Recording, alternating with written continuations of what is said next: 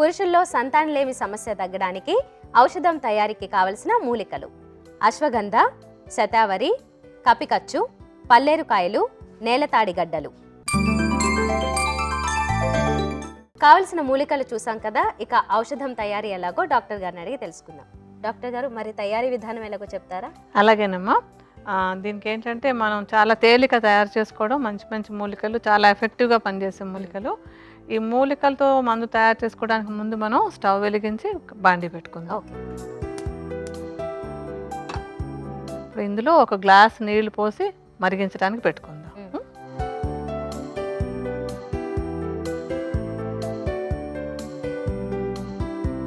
ఈ నీళ్లు కాగేలోపుగా మనం కావాల్సినటువంటి మూలికలు ఏంటో ఒక్కొక్కటి చెప్పుకుందాం. ఒక బౌల్లోకి ప్రతి మూలిక చూర్ణాన్ని వేసి పెట్టుకుందాం. ఓకే. మనం ఇందులో తీసుకునే మొట్టమొదటి మూలిక అశ్వగంధ. ఈ అశ్వగంధ అనేది ఈ సంతానలేమి సమస్యకి చాలా బాగా ఉపయోగపడేటువంటి మంచి మూలిక అన్నమాట. ఈ చూర్ణాన్ని ఒక 50 గ్రాముల పరిమాణంలో తీసుకుని విడిగా పెట్టుకోవాలి. సో ఎప్పుడు ప్రేక్షకులు గుర్తుపెట్టుకుంటారు కదా, మీరు లెక్క ప్రకారం తీసుకోండి, మేము మీకు చూపించడం కోసం సుమారుగా వేస్తుంటాము. సో కొంచెం చూర్ణాన్ని తీసి విడిగా ఉంచుకుందాం.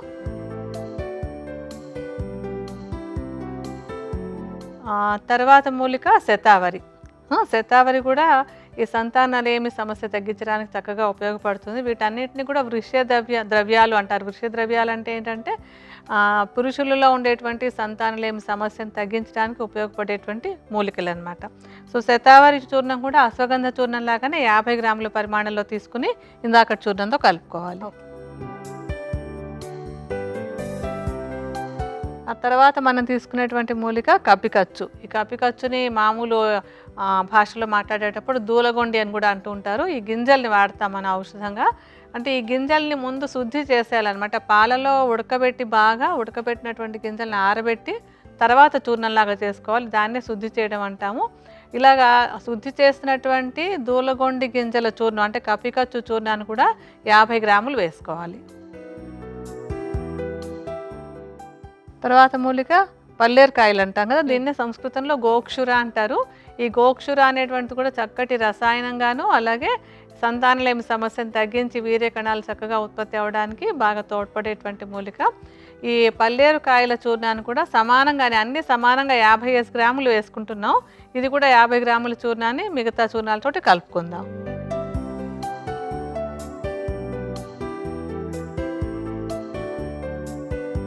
ఇంకా మనం ఇందులో వేసుకునే ఆఖరి మూలిక, ఇందాక మనం చెప్పిన 5 మూలికలు కదా, ఈ 5వ మూలిక నేలతాడిగడ్డలు అంటాము. ఇది కూడా వేర్లదన్నమాట, గట్టిగా దుంప ముక్కల్లాగా ఉంటాయి ఇవి.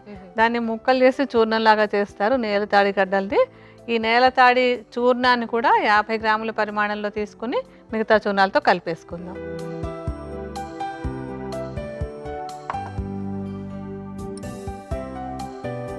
ఇప్పుడు మనం అన్ని మూలికలు తీసుకున్నాం కనుక అన్ని బాగా ఒకదాంతో ఒకటి కలిసిపోయేలాగా కలిపేసుకుందాం. ఓకే.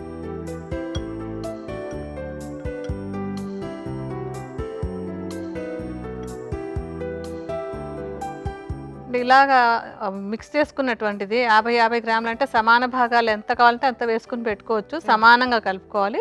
ఈ సమానంగా కలుపుకున్నటువంటి చూర్ణాలన్నింటినీ ఒక గాజు సీసాలో, అంటే గాలి లేకపోతే తేమ వెళ్లకుండా ఉండేలాగా ఒక గాజు సీసాలో మూత పెట్టేసి ఉంచేసుకోవాలన్నమాట.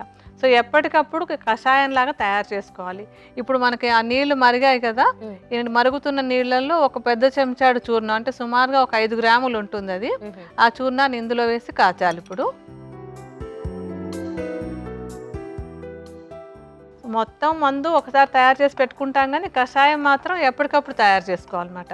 నీళ్లు మరుగుతూ ఉన్నప్పుడు 5 గ్రాముల చూర్ణాన్ని అందులో వేసి కషాయంలా కాచుకోవాలి. సన్నటి మంట మీద, ఎప్పుడు మనం చెప్తూనే ఉంటాం కదా, సన్నటి మంట మీద కాచుకొని ఒక సగం ఎగిరే వరకు మరిగించుకోవాలి. ఓకే. అంటే ఇలా మరిగించుకున్నప్పుడు ఏమవుతుందంటే ఆ ఔషధం చక్కగా బాగా ఉడికి తీసుకున్న ఔషధం బాగా అరుగుతుంది. కషాయం తయారు చేయడంలో ముఖ్య ఉద్దేశం అదనమాట. తేలికగా మందు అరగాలంటే కషాయం రూపంలో తీసుకోవాలి. సో ఒక సగం ఎగిరేంత వరకు దాన్ని మరిగించుకుందాం. బాగా మరిగింది కదా, సుమారుగా సగం ఎగిరిపోయింది. ఇలా సగం ఎగిరిన తర్వాత దాన్ని మనం వడపోయాలి. తీసుకుని ఒక బౌల్లోకి వడపోసుకుందాం.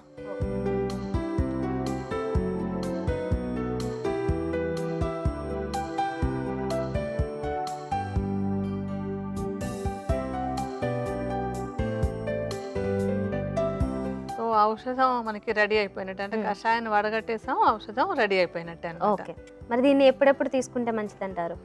ఇప్పుడు ఏంటంటే ఇలా తయారు చేసుకునే ఔషధం ఎప్పటికప్పుడు తయారు చేసుకోవాలి. ఏ పూట కాపూట తయారు చేసుకుని ఉదయం ఒకసారి, సాయంత్రం ఒకసారి, అంటే కడుపు నిండా ఆహారం ఉన్నప్పుడు కాకుండా ఆహారం తినడానికి ఒక అరగంట లేదంటే 40 నిమిషాల ముందు 30 నుంచి 40 మిల్లీలీటర్ల పరిమాణంలో ఎప్పటికప్పుడు తాజాగా చేసుకుని గోరువెచ్చగా ఉండగా తీసుకుంటూ ఉండాలన్నమాట. అలా తీసుకుంటున్నట్టయితే కనుక కొన్ని నెలల పాటు తీసుకోవాలి. ఎందుకంటే వీర్యకణం పుట్టాలంటే ఒక కణం పుట్టడానికి 6 నెలలు పడుతుంది. సో ఔషధాన్ని కనీసం 6 నెలల పాటు రోజు 2 పూట్ల తీసుకుంటూ ఉన్నట్టయితే కనుక ఇప్పుడు దీనికి ఉన్నటువంటి సంతానలేమి సమస్య లాంటిది ఎవరికున్నా సరే ఇది కషాయాన్ని కనుక రెగ్యులర్గా తీసుకుంటూ ఉన్నట్టయితే మంచి వీర్యకణాలు ఆరోగ్యవంతంగా పుడతాయి, సంతానలేమి సమస్య కూడా తగ్గిపోతుంది.